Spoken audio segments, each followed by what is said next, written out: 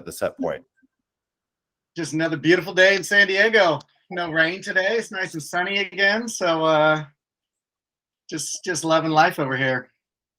Love that, man. Hey, Mike, where are you headed to? You're supposed to be sitting down watching this meeting. You're driving. Yeah, Ellen has strep this week, so she's been like asleep on the couch all day. So I'm running errands trying to get out of the house. Is she feeling better? So I'm heading to Costco. Yeah, she's feeling much better today, but she's still just like been asleep all day. So just trying to get out of the house. You guys got to get your immune systems checked, man. I swear one of you guys is always sick. No, I never get sick. You know that. Dude, I know you're consistently sick. You've had COVID like 12 times. How's Hawaii? Mike, how you doing, man? Mike Lopez. I'm good. How are you? I'm good, brother. How are you?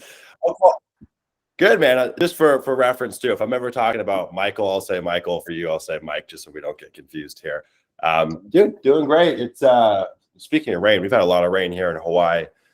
So right now I'm kind of in the interior of the Big Island, out by the national park, the Volcano National Park, which has been super cool. A lot of the national parks actually closed off right now because there's some serious lava flowing up at Mauna Loa. But there's like some craters where we've been seeing lava and big steam vents and stuff. So just been kind of hiking around when I'm not working and trekking, and probably been walking like 10 to 12 miles every day, which to me, that's a good life, man. If I could do that every day, I'm a happy man. So it's been super fun. I'm about to go, not tomorrow, I guess Friday. We're doing like a 6 or 7 hour trip up to Mauna Kea, which is the highest point here on the Big Island. It's almost 14,000 feet in elevation, which is nuts. And we're going up to the telescopes up there. So biggest telescopes in the world. Going to do some stargazing. So super pumped. That's sweet. It's supposed to be so crazy out there. Just like the amount of stars that you're able to see up at the top of Mauna Kea is supposed to be pretty wild. Yeah, I think it's some of the best in the world. And so we're going up sunset, then stargazing. So I mean, the sunset's going to be bananas. And there's a lot of cloud cover, but we're going to be well above the clouds. I think there's going to be a little bit of snow up there because we've had a pretty big storm system moving through the last few days. So it's going to be neat. It's going to be cold. We got like parkas. And the whole chilly thing, which is so weird to be in Hawaii and wearing, parkas and gloves and hats and sweats. But that's why I love this island. It's so diverse. I know. Did you pack stuff for that? Did you pack a parka and stuff like that? I didn't bring a single pair of pants with me. Just going up there. What's that mountain called, Sumner? Mauna Kea.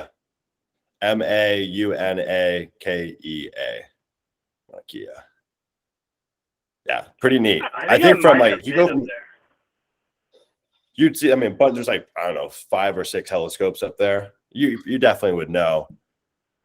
I think so. Like this time of year, it's pretty hard to go up there by yourself because one, they kick everyone out at 30 minutes after sunset. So you don't really get to stay to watch the stars if you go by yourself. And it's like an hour and a half, 2 hour drive up this gnarly winding dirt road, which this time of year, like that road gets pretty eaten out. So you typically have to hire a tour company to take you up there. But maybe if you went in the summer, I think you could drive up. What's crazy, though, is if you go from the sea floor, from the base all the way to the top, it's like substantially larger than Mount Everest, which is pretty nuts. It's a huge mountain. It's just that there's water covering a portion of it.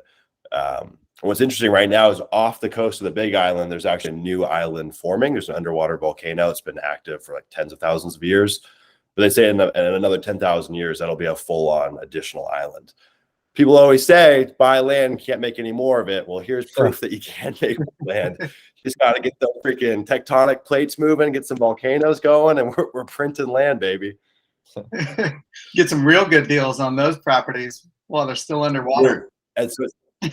Yeah, for sure. It's been really interesting being on the Big Island too, and just kind of getting plugged into the real estate and land scene out here. I'm staying in a pretty cool subdivision where I've been shopping land in the subdivision that I'm in. You can get like 1.5 acre, 2 acre lots, like $100,000. Which, you know, I think if you're 10, we're 10 minutes from the national park. If you're 10 minutes from any national park, I think that's not a bad play. It's obviously not the most pristine land ever, but it's very wooded. We need a ton of clearing. The soil's not great. It's like that weird volcanic rock. But dude, there's some places out here you can get land so unbelievably cheap because it's just, some of it's just like straight desert, just barren land, volcanic rock, and you can't get any, you know, home insurance or anything on it. But you can get land that's, you know, super nice on a Hawaiian island for less than 10 or 15 grand in some instances. And there's so many subdivisions on the Big Island, more so than I've seen on any other Hawaiian island. It seems like guys back in like the 70s and 80s came out here and just chopped up a bunch of these subdivisions because the land was super cheap. What's up, Mayor? How you doing, brother? Cool. So what we'll do. Anybody worked in Hawaii or sent out offers in any Hawaiian islands? Anybody purchased property there before? I have not Ryland's too our far resident from. Hawaiian expert. Yeah, I bought land in a really ghetto area, but I sold it. It's pretty close Hey, to where Ryland, what was the Sumner's name? at. Was it Pahoa? What was the name of the subdivision? No, it was volcanic zoning 3. So the subdivision was Eden Rock. It's pretty cheap out there for an acre. I bought it at like 7,500. But the catch is closing costs are like $2,500 no matter where you go through. Like the cheapest I could find was 2,500. And then there's like a 7.25% sales tax. Oh, that's right. Light properties if you're an out-of-state LLC. And then it's just the closing costs and that tax just kind of ruins it, to be honest. And then there's quite a bit of people investing out there right now, but I mean there is a chance to get a good deal and it's pretty easy to mail it. But yeah, there's certain neighborhoods that are Easy good, to sell that as are well, bad. right? What? Pretty easy to sell. I think you turned yours in like a matter of a day or two, right? Yeah, and financing is super easy as well. There's lots of people that are like doing homesteads out there, so they'll just go out there and start throwing some weird shit on the land, and then there's some squatters on some of the properties too. It's not the most safe area, from what I've heard. Yeah. Are you still doing it? Is there a reason you stopped going after Hawaii? There's just a lot of people investing in it. So if you look at the acquisitions prices too, you can look at that. The people that are buying it, like the margins aren't great. But yeah, there's some good ones. I'm considering mailing again, but I don't know. We'll see. Ryland, walk us through that deal. What were you all in on it for? And then you sold it on terms. What were the terms again? So acquisition price was like $7,750. And then sent it to the title company. I covered all closing costs. Closing costs came out to like $2,300. So that's like $9,900 all in. And then I sold it at $15,000 down, $347 a month for 12 months. So like not a bad deal. It's okay. It's an all right deal, you know. It's nice to get your basis back Yeah. plus some, but yeah, I mean the spread isn't phenomenal. Yeah. It's interesting. And what did you sell it on Facebook? Yeah. Yeah, I'm gonna do 2 test campaigns in I think this subdivision and a few subdivisions that are somewhat adjacent to where I'm staying. Land's a little more premium than where you were mailing. I think it's probably closer to 50K, 75K an acre out here, like for like retail. And you know, honestly, worst case scenario, I would have no problem holding on to one of these properties. I still think just like from a baseline being 10 minutes from any national park, I just don't know how you ever go wrong with that. Even if it's the world's largest active volcano, I still feel like that's not a bad thing to hold on to in the long run.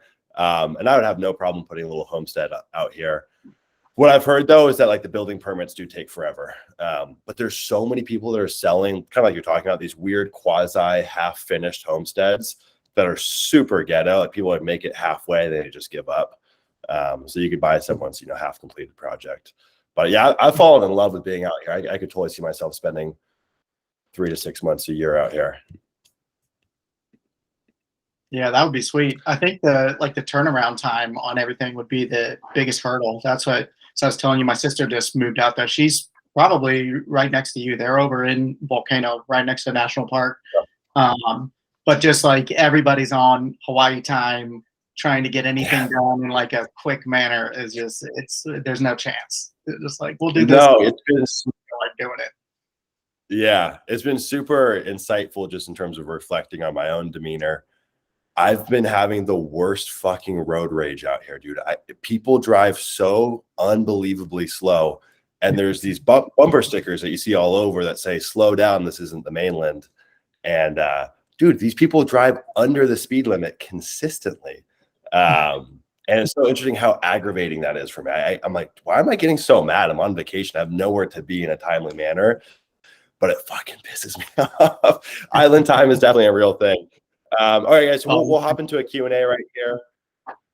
So if anyone's got any questions, we can dive into that. I just got my favorite notification on Slack. New property is sold. That's will always make your day feel a little bit better. So I know, Mike, you had a deal review that we went through yesterday. I just want to let you guys know, if you guys do have specific deals that need to be reviewed, bring those to these calls. I know some of you guys like to Slack them to me. Unfortunately, I can't go through that many deals in a timely fashion. And I also don't want to give hard yes, no financial advice. You should buy this, you shouldn't buy this. But if you guys have a deal and you want me just to kind of put my 2 cents and review it, I think it'd be a good learning lesson for everyone involved.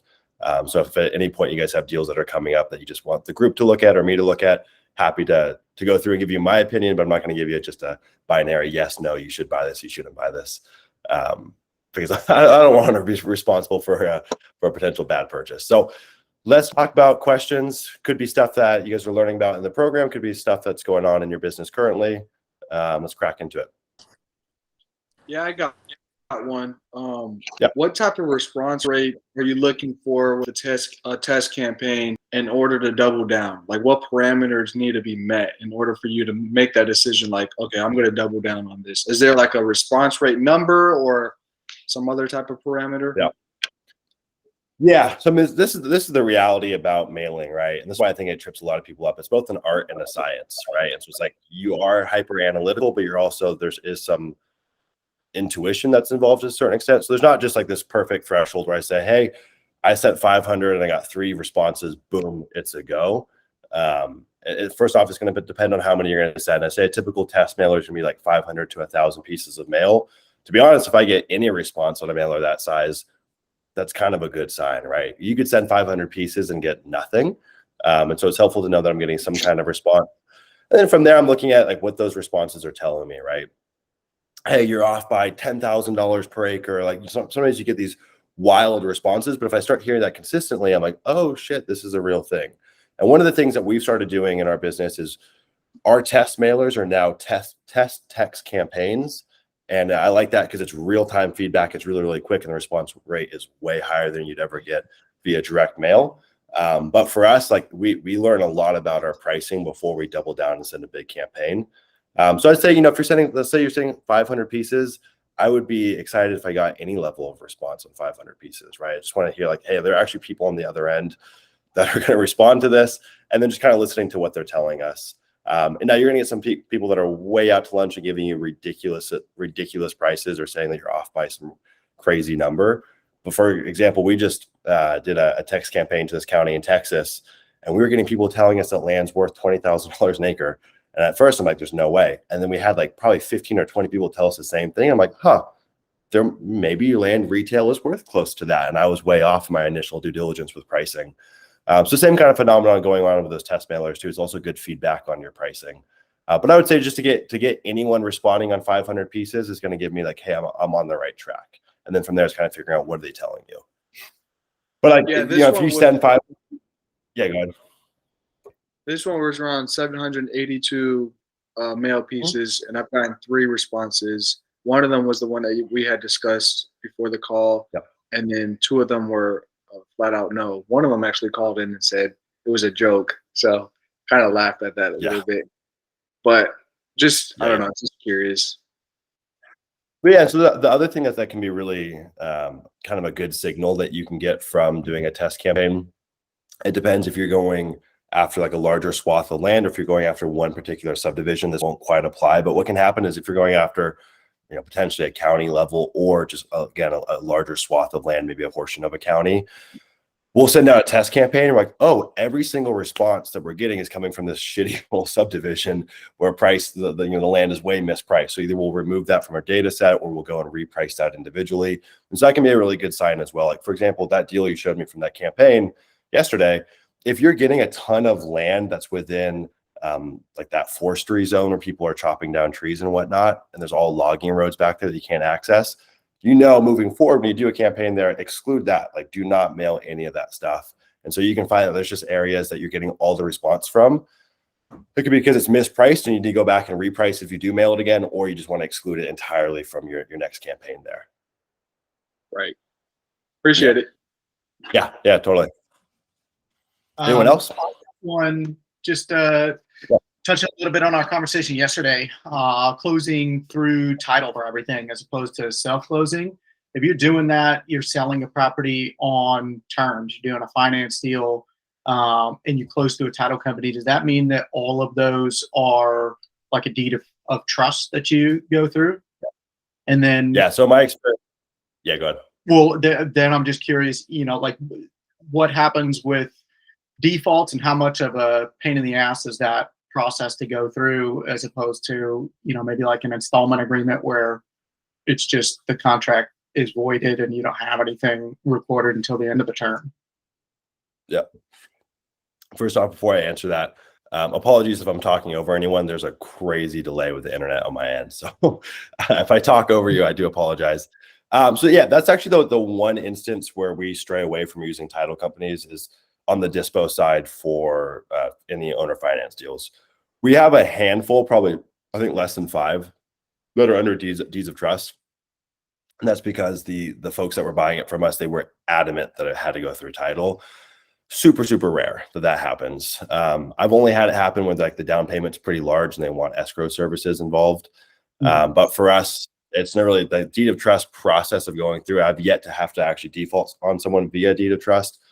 But from everything I understand, it's a lot more complex, and there's usually money involved to get that completed. So I would rather have title insurance on the acquisition side, know that they're going to get a deal that's, quote unquote safe, chain of title is clean, there's no liens, back taxes, any oddities that we haven't figured out, and then just do a contract for deed and then draft up a deed when it gets paid off.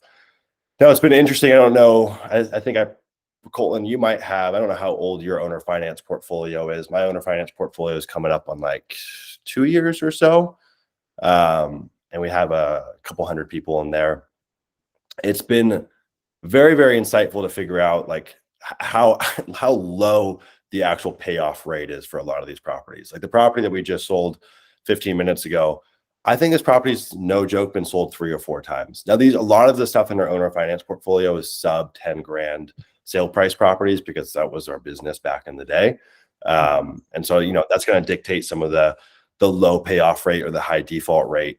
But I don't know if you've seen the same. So like the actual having to go through and sign a deed for us and get that recorded when someone pays a property off has been few and far between. I mean, we're talking maybe a couple a quarter. Yeah, So it hasn't been terrible for me. I've definitely dealt with defaults for sure, but I wouldn't say that it's like a large percentage of the terms deals. I don't know, maybe somewhere around like 10 to 15% or something like that.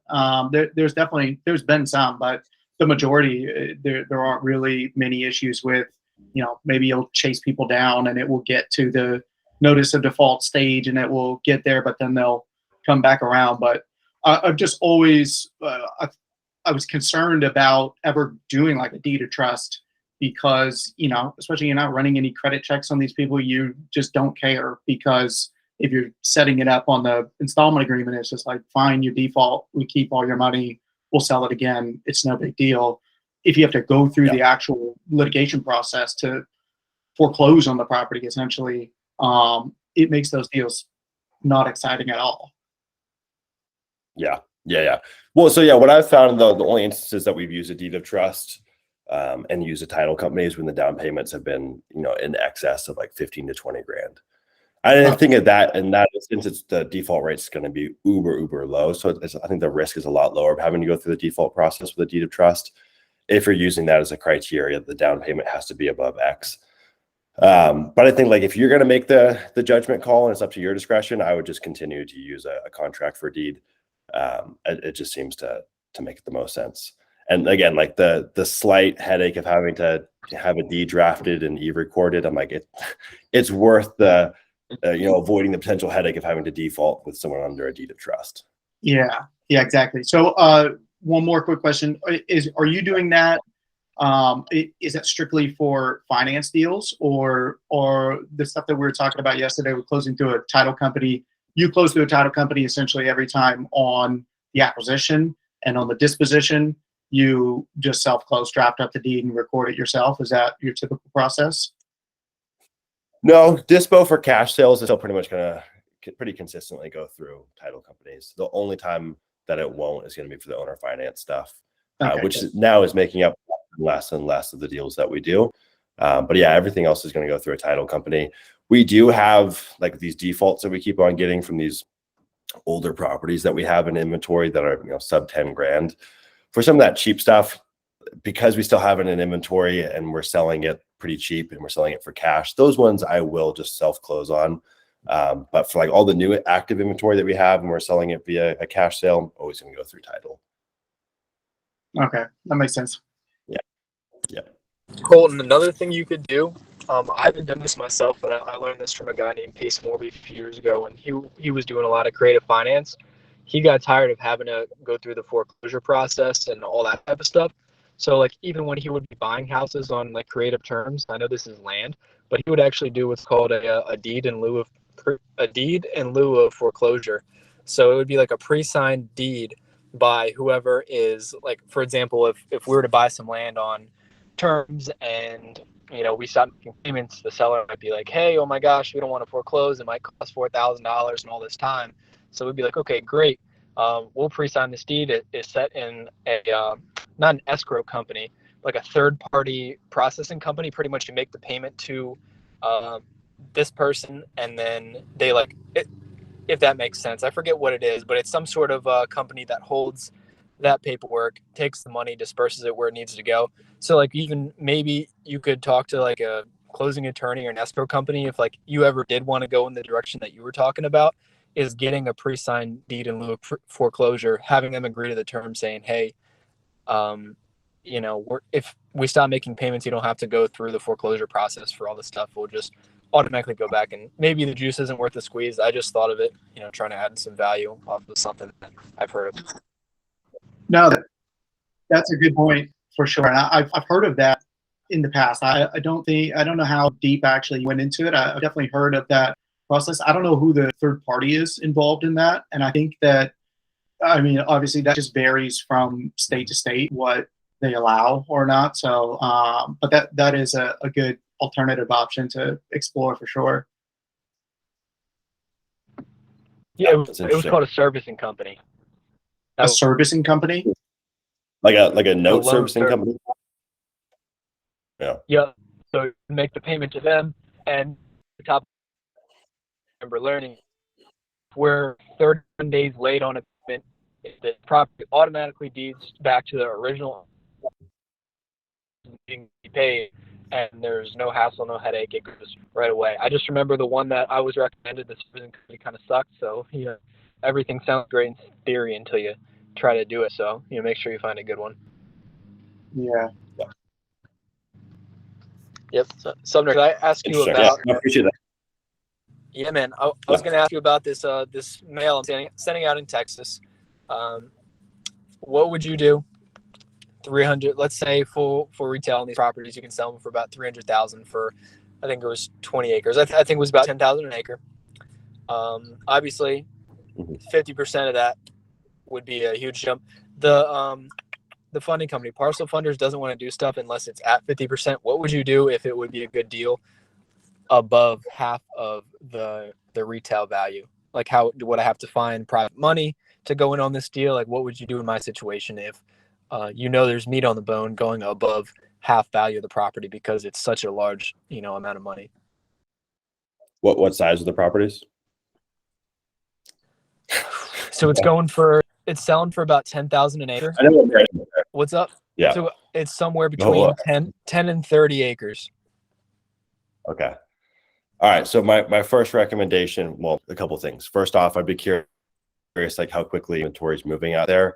Parcel Funders has as like a hard fast rule. If inventory is really turning over quickly and you're a little over 50%, I doubt they're going to be sticklers for that. The next thing is, depends on what county it's in, but for most of Texas, chopping things down into 10 acres and above is pretty darn easy. That's a way to add value. You can take a 30 acre, chop it up into 3 10 acres. And I reckon the price per acre jumps up a little bit. So then you could take a deal that you're buying at 175 and was worth 300, and now it's worth 380 or 400, right? So it's a really, really easy way to add more value. And at that point, to the survey, getting the plat recorded with the county, getting 3 new parcel numbers, and you're off the races. That wouldn't apply for the 10 acre lot. It's a little more red tape that you'd have to go through if you chop that up. It also depends, is it in city limits? Like there's a few other variables, and also what county is it in. But for most of Texas, that's going to be true. What I reckon Mayor is going to say is you can always double close on it. Yeah, you could double close on it. The Sumner's recommendation to chop it up is actually it's very smart and very true, especially in Texas. The thing is, if you're going to do a survey and chop it up, you are going to sort of need more time, and you're also going to kind of own the property. So if you don't have the money to buy it in order to chop it up, you can do 2 things. One of 2 things. You can either get it on a 6-month term. Basically, like, speak to the seller and explain to them exactly what you're doing, and say you need to go through entitlements, you need to speak to the county, you need to get a surveyor, you want to split this property, and you need 6 months because it's a long process. And you give them give them earnest money of a couple grand. That's one thing you can do. If they don't want to do that, something that's a little more creative, you could buy from them on seller financing, right? You can basically, and there's people that do this. What's his name? Jazz does this a lot. Yeah, John Zasniak. Yeah, so he'll buy on seller finance and he'll sell it on seller finance as well. But forget about the second part. What you could do is you can buy it on seller finance, and basically say, and that gives you time. That gives you 5 years to do whatever you want to do with it, and then you can either sell it on seller finance, or if you find a buyer, you can just pay it off and sell it. By the way, I heard today on Seth Williams' podcast, he was at the beginning. I usually skip through the ads. He doesn't really have ads. He just has like an announcement about his coaching business or whatever. But today he actually said something interesting. He said there's this company called PaperStack with a C, paperstack.com, and they'll buy notes. And I just went to the website, and they look very legit. It's like a marketplace for notes. So, and then you guys were talking about that before. I don't know if anybody here has any experience with that, but you can always, capitalize on your notes like that. Yeah. A couple things to add to that. So Cole, remember what you were talking about with setting up owner finance arrangements for like one-off smaller deals. And I was saying, hey, I think it would make more sense if it was a bigger value add project. This would be a great situation to do that. You do like a wraparound mortgage on it, or get like a partial release if you sell it for cash for one of the individual lots. The PaperStack's an interesting one. I talked to them probably like a year and a half ago or something like that. And I think that the model is interesting. They kind of gave me like a pretty big range in terms of what I could expect for my notes. I'm still a little more keen on going out there and just sourcing, private individuals who've got capital on the sidelines. As stock market, crypto is crazy. They don't know what to do with it. That I like a little bit more, but it's definitely an interesting avenue to explore, to have that marketplace to tap into. I don't know of anyone that's actually sold anything on there though, but I talked to the founder not too long ago. I think it's a cool idea for sure. Oh, I don't know what happened there. I do have another guy who buys notes. I can drop his info on the Slack. Yeah. And his terms are very simple. You'll see it. I'll put the PDF there. I was gonna do a deal with him, but then the buyer backed out. So basically, he'll pay you 80% of whatever your loan, whatever the loan is, as long as it's a minimum of 5 years, a minimum of 20% down. So again, you have a property, it's not moving, you can sell it. Okay, so a few conditions: has to be the price that's on the agreement with the buyer has to be a legit price, like has to be fair market price, whatever he considers to be fair. Like you can't just have like a super inflated number. At least 20% down. I think at least like 10 to $20,000, something like that. At least 10% interest and 5-year term. But it's very cool because a lot of people are asking right now for seller finance, and you kind of a little bit tight with money, so I'll give you 80%. So as long as you have a healthy margin, you'll still be profitable. Let me drop that in the chat right now. Yeah, 80%. It's phenomenal. Yeah. I got a couple deals that might fall in that wheelhouse. Although, I mean, I'm pretty gun shy to sell off any of our notes, but there might be a situation if the market turns, gets a little bit worse on some of these subdivide projects. I think it would make sense.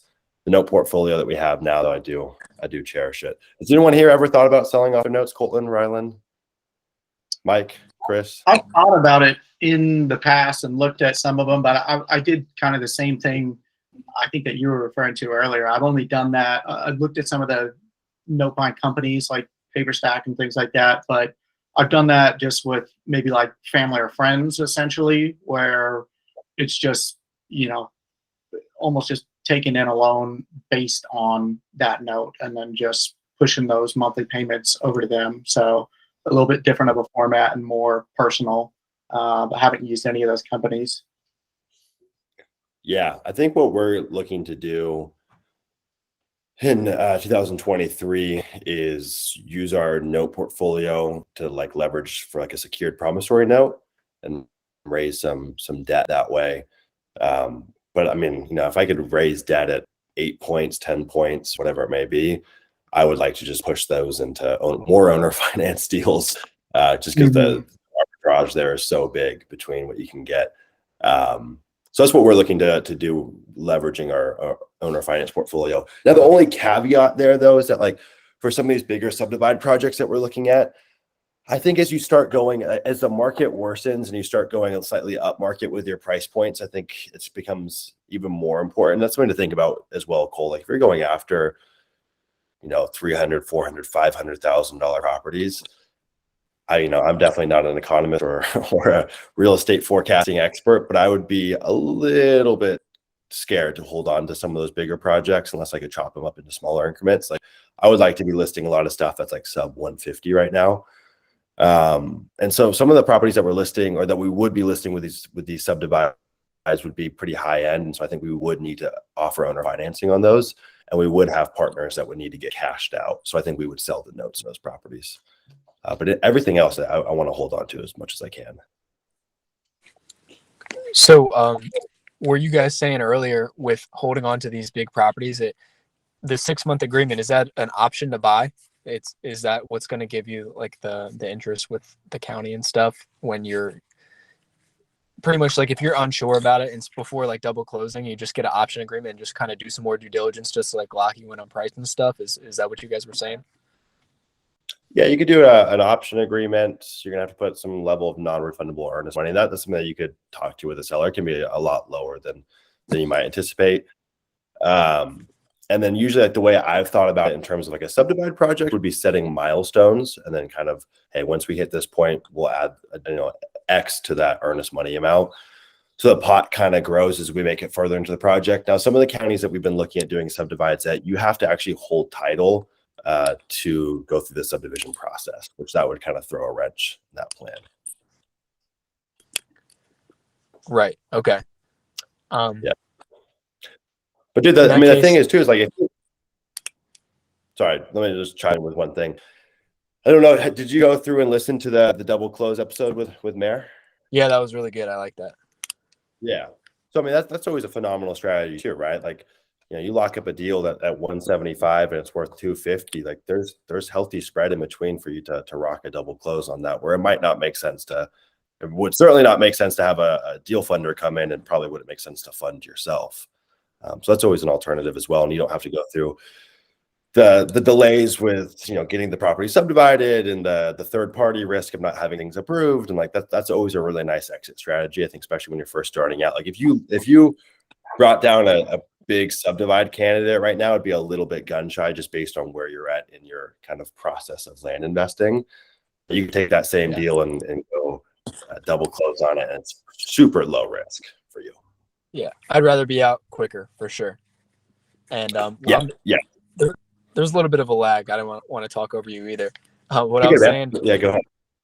I figured since like it is a little bit higher end, if for example a $300,000 property, I think I'm just going to offer for cash $225, and just because I think there's enough of a spread in there to make whatever I can happen, and really just figure it out from there. I know I'm getting one phone call for every 200 mailers I send out, and I need a lot more phone calls, so I'm just going to send it all out to this at $225 for like a $300,000 property. And obviously I forget whatever that is per acre, but it's going to be a little bit more than half. And just go from there, and then I'll get into the technicalities once I actually get people calling. I don't want to go too deep into, I just want to know what a good exit strategy would be, just to have it in my head, so when I make an offer, I'll know what to do. And I'll get into the details later, but I don't even have like enough calls coming in to like really go super deep into stuff. So I just wanted to know, if it would even make sense to mail there. And I think if I could do the double close, that would make it make sense, because, Parcel Funder said no on that one unless it was at 50, which is really low for a really nice property like that. Yeah, I mean, then that's part of the trouble with using a deal funding company. I mean, sometimes the requirements are absurd. Like to lock up a $300,000 property at 150, you're gonna need to spend a lot of mail or a lot of marketing to make something like that happen. That's certainly not going to be common. And it's kind of an absurd expectation on their end. But such is life, right? And that's why you've got multiple exit strategies at your disposal. You've got multiple funding strategies at your disposal that you can go and source capital a multitude of different ways, opposed to just using a deal funder like Parcel Funders. The reality is like, dude, deals happen on the phone, right? You get the mailer out there, get the phones ringing. And then if you're off or you need to renegotiate or something's going on in their life where you're like, hey, you know what, I can solve that problem for you, and I think this price will do it for you. There's a lot of ways to skin the cat. Just get the phone ringing, and then you can kind of figure it out on the fly. There's another two ways to get funding. One is, and I think Sumner, you're doing this for the large subdivide. You go to a local credit union, local bank, and you're like, hey, this piece of land is right down the road from your bank. This is how much it's worth. I need money. And then you kind of show them your financials. Is that what you did, Sumner, with your property? Is that how it works? Yeah, no, it's literally how it went down. I can't even tell you, I don't know why I had so many preconceived notions around how difficult it's going to be. All in all, it's been about a 2-week process. We're looking at like 25% down on a $500,000 property. And it was a personal financial statement. They needed to appraise the property and a credit report. Pretty damn easy. And all we did was quick Google. Hey, this is where the property's at. Is there any local banks close to it? I'm not calling up a Chase Bank or a Wells Fargo, so find like a local county bank, and they were super friendly, happy to do it. They've done it in the past. This is in Texas, so like landman and subdividing is a pretty popular thing out there, so they knew exactly what to do. But yeah, that's always a great alternative. We actually, at the meetup that Mayor and I were at, there was a guy there, because I mean, I'm used to the concept of using like institutional financing or bank financing for bigger like subdivide projects, but there was a guy that did it just for a straight flip. It was like a $100,000 property, put 25 grand down, sold it for like 175 or 180, and your cash on cash return is crazy at that point. Yeah, the second way that I personally got money is, here's the thing. Funders in the land business are very greedy because they're used to like huge margins. So like if they don't make 50% or 40%, they're not doing the deal. That is crazy. Okay. Like I recently did a subdivide and I needed money, and I just didn't want to give 50% away because it didn't make sense. The numbers weren't there, and it's just, so I tried. I went to Parcel Funders, I went to different ones, and they didn't believe my comps, and it was just weird. So I went to someone that I know who's an investor, just a random investor who is used to getting 10% a year in the stock market. which if you're lucky if this year they'll get that. They probably got a minus 10%, but just a regular investor, right? And they said, hey, here's an offer for you. Here's a proposal, okay? You lend me, I needed like 80 grand for this deal. I didn't want to go all in myself because I was doing other stuff, tax sales, etc. So I said, I need 80 grand from you, and I'll give you 20% yearly return. I'll pay you, but I'll pay it to you in 6 months. So in 6 months, I'm gonna give you $88,000. I need to buy this property because I have to subdivide it. I'll put the property on your name, okay? If I don't pay you in 6 months, well, you own a property that's worth a lot more than that. It's actually worth 190 after I subdivided it. If I do pay you, you just made 20% a year on your 80 grand that you have sitting in your bank, right? So this is double the amount that you'll make in the stock market. This is safer than the stock market because it's backed by land, a piece of real estate on your name. You got nothing to lose. Guess how quick the guy said yes. Like, and sign me up. And he's like, do you have any more of these deals? Like, sure. You know, so I think it's important to start looking outside of land investors because they're just so used to like so much money. They need to make 100% of their money. Like that's ridiculous, you know? Yeah, no, I totally agree. And I think those companies are nice because they're so easy to plug into. The truth of the matter is though, that like these companies, one, they've been spoiled with phenomenal returns. And the reality too is like a lot of folks that get involved in land investing, they're looking for a business in a box. Like they don't really have that entrepreneurial spark or that edge to them. And so to be frank, they're lazy, right? And so like these deal funders, if they turn away Cole's deal that's less than it's over 50% of retail for an acquisitions price, they know Joe Blow is going to send them a deal the next day and the next day. Like parcel funders, known them for a long time and have had many, many conversations with them, and they get dozens of deals sent to them per day because other land investors aren't taking the time to go find outside capital.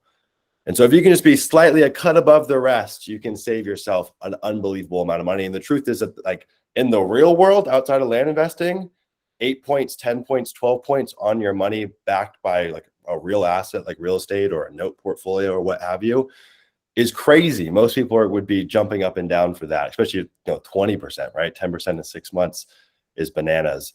And I think that like when we're first getting started in this business, it seems so unlikely that anyone would ever give us money for a deal or for a project because we might not have a track record. One of the beautiful things about real estate though is the deal is your track record, right? You show a great deal, that's all people care about. Show them the math on the deal. And so I would kind of go through like your life Rolodex and figure out, hey, who do I know that has some liquidity or might be interested in doing a project with me, whether it's giving them equity in the deal or just straight taking on some debt and paying them a pretty healthy interest rate. So Cole, something to think about as well. And for everyone here, right? Like, I mean, all of you guys have access to parcel funders. It's a nice Hail Mary to have in your pocket. But like last year, we paid a couple $100,000 just in partner fees, just in the cost of capital in our business. And so like, as you scale up, it's something that you want to get away from pretty quickly.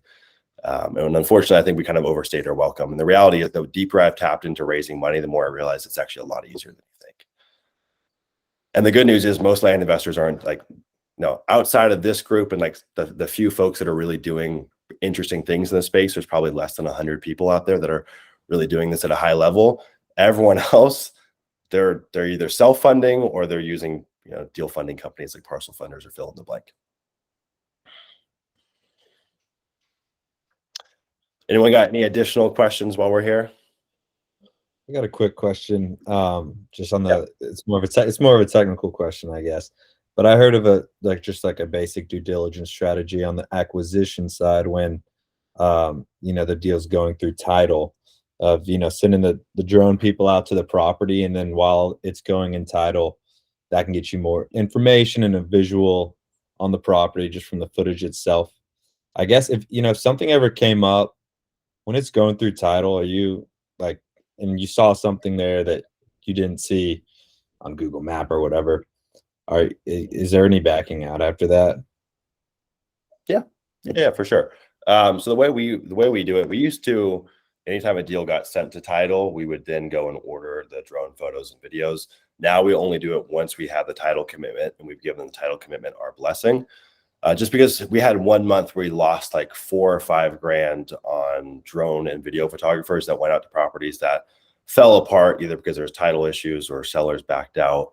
And so we were like, hey, you know what, we want to get a little bit further into the process. So once we have the title commitment and we say, yes, this is good, we'll send the drone pilot out there. And so there's been a few one-off situations where there's just been a bunch of shit on the property. That's mainly been the most consistent theme, is just trash, old cars, just debris. And so we had one out in Maricopa County where the guy, actually the seller, went and cleared it himself, which was pretty interesting. We just said, hey, like, this is not what we signed up for. And there was a lot of trash on the property. He went and hauled it off. We've had some where we've renegotiated price. I don't think we've had any where it's been so severe that we backed out. Although there's probably some situations where I probably should have done that, where I can be overly optimistic. That's not as big of a deal as we think. More than anything, I think the stuff that I've just become a little more mindful to is less about like trash on the property or what have you. It doesn't come up super often for me, but the stuff where I've been too optimistic and then it ends up biting me in the ass is in terms of physical access. So I always want a really good breakdown on what are the road conditions like from that photographer. Because it's going to limit people to even get out to go visit the property. And it can be a real turnoff for some people, just in terms of, even if they can get out there, like the roads are too gnarly. This isn't something I'd want to own. And so I've been a little too optimistic there. Another thing is topography. And so those two areas I've said I've pushed forward more often than I probably should have. And that's just made the deals take a really long time to sell, or it just sold for a lot less than I expected. Can you yeah, I mean, you can always. Sorry, can you elaborate on that topography part? Like, what like when you get to up? Yeah. So, I mean, really just, it's gonna, the biggest thing I'm gonna look at is like, well, how much of the land is quote unquote usable, right? If I've got a 40-acre tract, but 38 of those acres is just a freaking crazy 50-degree slope, I'm going to say about 2 acres of that property is actually usable. The other thing is like looking at what would be the logical place to build a house on the property, even if that's not the immediate use case. I think people are keeping that in mind. So how much dirt work's going to need to go into that? Is it even feasible to do something like that? How much clearing's going to need to go into it? I think for me, when I look at buying a property, the best case scenario is that the prospect, the potential buyer, can go out to the property and instantly see the vision or see how this could be something. If I have to do a lot of explaining, like, well, yeah, if you clear all those trees and you flatten this area out and bring a backhoe here, if I have to do that, like, it's going to be a hard sell. And so really what I would like is like, best case scenario, it's flat pasture land with road frontage. They pull up and they say, oh, this is beautiful. And so, yeah, I'm just a little more cautious there. There's no like, hey, if it's at this slope, I'm saying no, but it's how much of the land's usable, what would go into building a house if building a house was something that someone was going to do. And, you can get a pretty good sense of that just in terms of using Google Earth and using some of the 3D mapping stuff in Data Tree. But sometimes I'm shocked at the disparity, right? Like a place like North Carolina, I've noticed that there is a big disparity between the 3D renderings and reality. And I actually think one of the weird situations where the 3D renderings are more severe than the reality. Interesting. So I think I've turned. Yeah. I just got my first purchase agreement back from a North Carolina North Carolina property. It was for $8,000 and it was 3 acres. And I think it's like around 7,500 an acre. And it's interesting because it's like what you're talking about. It's pretty, at least on the 3D rendering, it's pretty much all sloped. And the guy just wants to build a house, on stilts or whatnot. So I'm just kind of walking through that. Yeah, I mean, the reality is, like, I'm guessing this is probably in Western North Carolina. The land is super slopey and super hilly there. I have noticed though that there is a difference between what you see on the 3D maps and reality. And typically, the 3D maps are more severe. Typically, it's actually the reverse in a lot of places. North Carolina is one of those weird outlier places though, where it seems to be flip-flopped. What you can do in that situation though is provide the 3D snips and that via email. Say, hey, Mr. Seller, this is what I'm seeing. Because of this, I need to renegotiate at X price. This is the only thing that seems fair, and I'm buying it sight unseen, yada yada yada. So you could go into that. You can send a scout out to the property, and like what you can do for a scout is you don't necessarily need a drone pilot to go out there. I've gone on Facebook and gone into like a Facebook group and like, hey, who wants to make $40? Go drive up to this property, take some cell phone pictures for me. That's a good way to not sink so much cash into the marketing for a deal that you're not certain you're going to do. Because for us right now, like our average spend for a property with videos and photos is about $500. Yeah. So if you're unsure of it, it's like I would rather spend 10% of that and just send a scout out there. Yeah, and then over time, like you start to become familiar with some of these markets that you work consistently, and you'll have a little bit of a better read on it. If I'm in a totally new market, though, I will definitely send a scout out there beforehand and try to get those photos back before I push forward. Because sometimes what can happen is like we'll send the drone photographer once we get that title commitment and we say yes, and then sometimes there can be a serious lag time just depending on their schedule. It could be 2 weeks. We might close on the property, then get the drone photos and whatnot. So right now we have a few properties where like we've already closed on them and we're waiting for those drone photos to come back. I've got one property that I'm a little bit suspect on. It's one that we bought for 60 grand. I think it's worth like 220, depending on what the topography looks like. And of course it's in North Carolina. So I'm eagerly waiting the drone photos. Either it's worth 150 if it's real shitty, or 220 if it's as I think it is.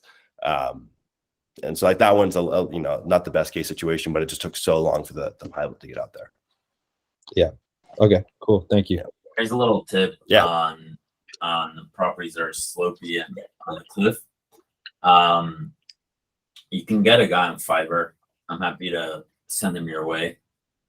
He's an architect renderer kind of guy. He lives in Pakistan, and for a couple of hundies, he will design, render, and put a full-on house on that slope. And you can obviously, put on the listing that you don't have permits or anything, and like buyer to verify whatever. But I had a property like that. It was literally like this, and it was a sick view.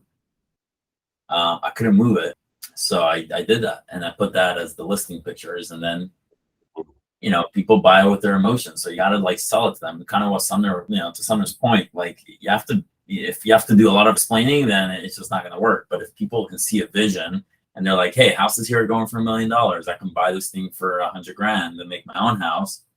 Impulse buy in a way, So yeah.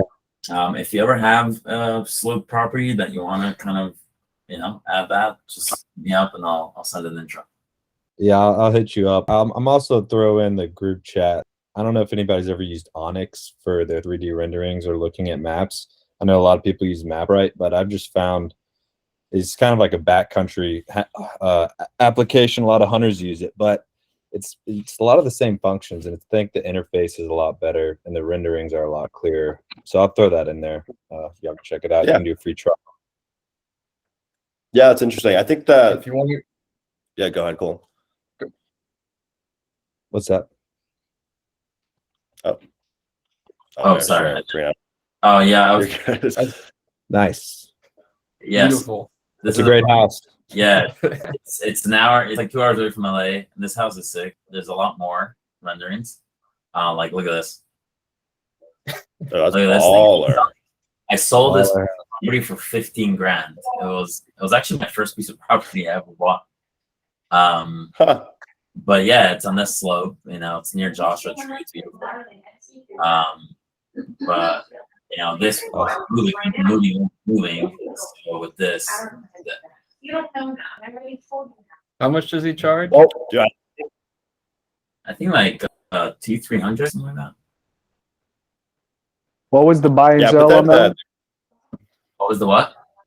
What did you buy that land for and then eventually sell it for? I bought it. It was, again, my first property. I sent an agent there, and the agent told me, yeah, it's a great property. You'll sell it for 60, 70. She never went there. She just looked at it on the Google Maps. So I bought it for like 8 or 9 grand. They sold it for 15. I was happy I sold it. I thought I was going to lose money on it. Very cool. Yeah. I've always wondered about those 3D renderings with the houses. I think one of the interesting things about doing that as well is not only to help paint the picture. What I've seen, though, anecdotally, like looking at the listings that do have that, I think the click-through rate is way freaking higher. I don't know if people think that there's actually a house on it, or it's just so intriguing that they have to click on it. And so I think that actually that kind of works in your favor as well. I've seen that a lot out in Joshua Tree, and these people seem to be able to command a slightly higher price. And you look at their listings and it has 700 views in 10 days, and a similar listing has 70 views in 10 days. So I think it definitely might be worth the investment, even on certain properties in general, even if it's not sloped. Like if it's a somewhat of an infill lot, and that's like a use case that makes sense.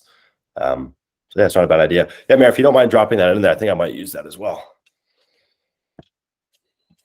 Yeah, I've got some properties in Colorado right now that I could probably use that for. They're pretty heavily sloped, so I'd be interested in that. Yeah. Already seeing the Facebook comments on that one, where everybody just immediately assumed, oh, there's a house on this lot, you're selling it with a house.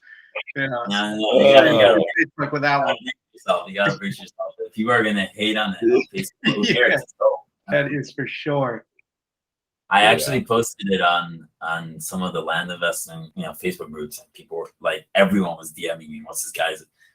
Like, so I gave this guy info to everyone, but no one used him. I don't know why. Like, I think some people think it's a good idea, but actually people don't end up using it for whatever reason. Yeah, I think land investors are on the vision of what it could be. I think that's a solid idea, especially if it's something that you've had sitting and are having some trouble moving it already. Just getting creative, doing something different that kind of differentiates yourself. Absolutely. cool, guys. Any additional questions before we wrap this one up here?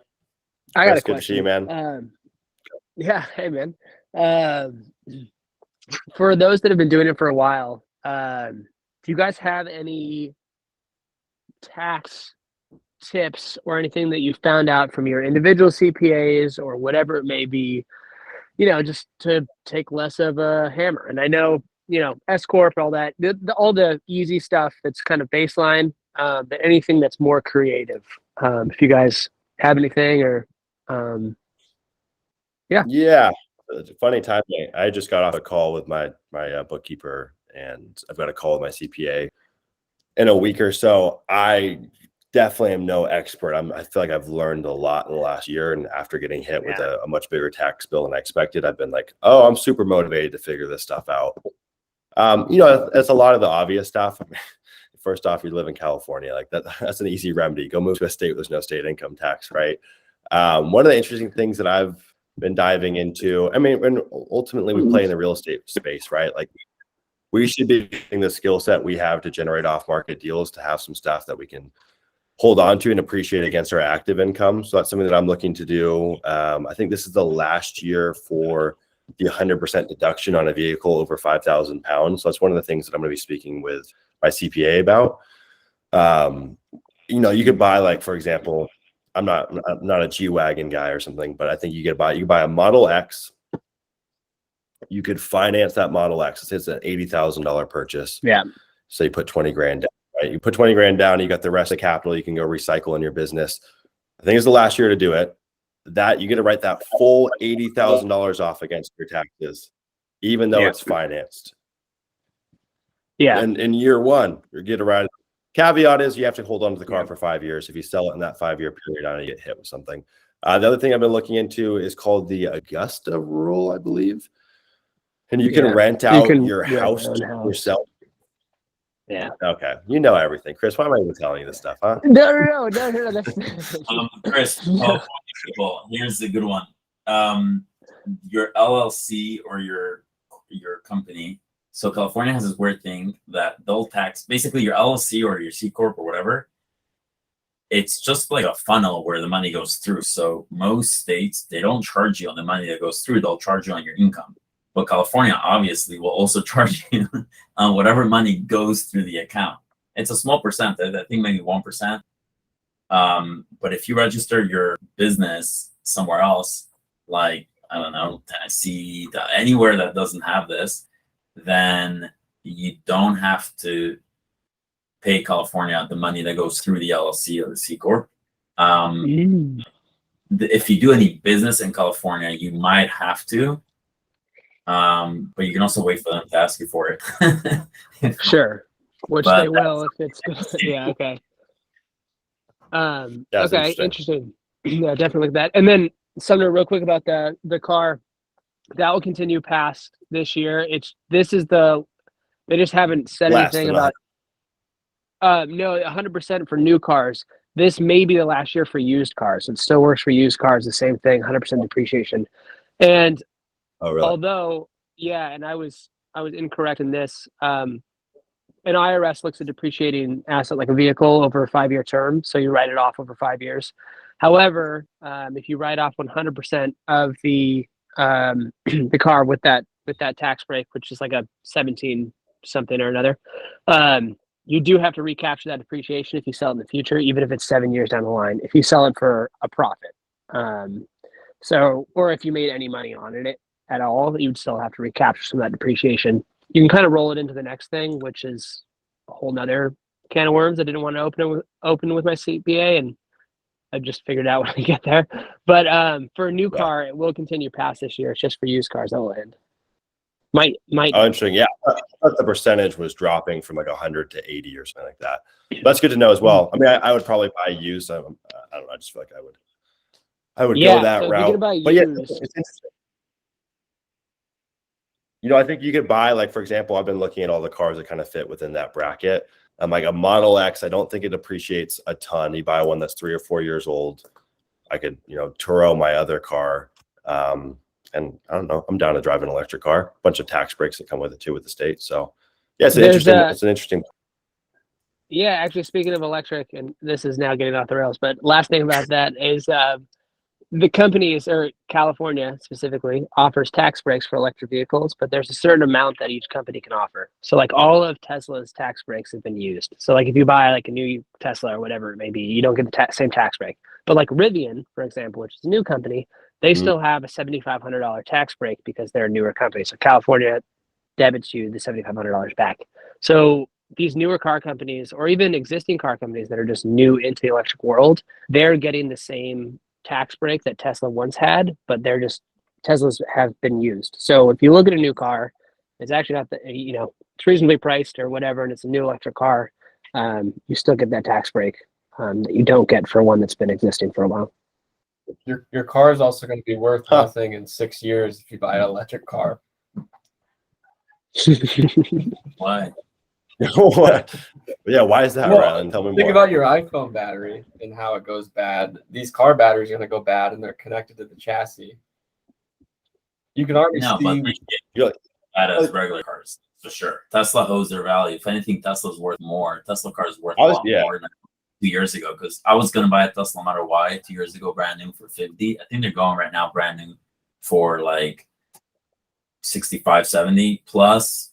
Everything that happened with COVID, I would have made so much money if I bought it. I didn't buy it because I just wasn't interested at the time, but I was going to do it. The Model 3 is the least depreciating car in America. Think about that. Yeah, here's my 2 cents.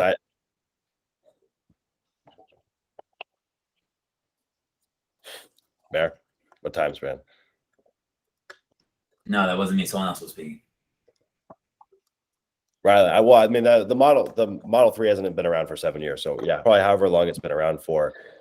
I mean, ultimately, like, there's been a crazy demand and supply imbalance with Tesla since the beginning. I don't see them getting that resolved anytime soon necessarily. So I think it's going to hold prices steady. Yeah, you might be right. I didn't know. I thought they could replace the batteries though. I didn't know there was like hardwired into the chassis. To the chassis. Yeah. There's got to be a way that they've had to swap that out. There's got to be a way to easily swap the batteries, because that is going to be an issue in 7 years, 10 years. But I would imagine you could just put in a new battery pack. I guess I'm biased. You're big. I think an internal combustion engine would depreciate way faster than anything with an electric motor. That's my 2 cents. And I think like you're buying something that is part of a much more significant change that's occurring. I think demand is going to keep on increasing for electric vehicles. I don't know. Yeah. And everything that I've done in terms of like a Model Y, I'm like, I could buy a 2017 Model Y, and I mean, or not Model Y, sorry, Model X. And those things have really held their value. I'd be shocked if that changed anytime soon. Although like some of them are high mileage, like 150,000 miles. I would be gun shy to buy something like that. But you buy one 50,000 miles, I think you're good. We'll find out though. Maybe I'm the sucker. All right, guys. Anything else to chime in here? Yeah, I think that's it. Huh? That's it. Hey, good seeing you guys. See you guys next Wednesday. Colton tomorrow. Bye, guys. See ya. See you guys. Later.